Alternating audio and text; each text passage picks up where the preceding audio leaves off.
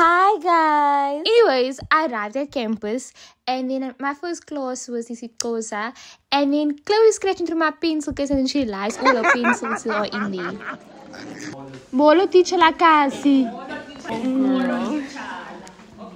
Then we had to do this activity in class, and in this moment I realized I am not ready for this exam, guys. I don't even know what's happening. Like for real, Andy ass. Then it was second period and we had a quiz, so we were writing a quiz all together, guys. Oh, you know already that ChatGPT is our best friend. Obviously not, though.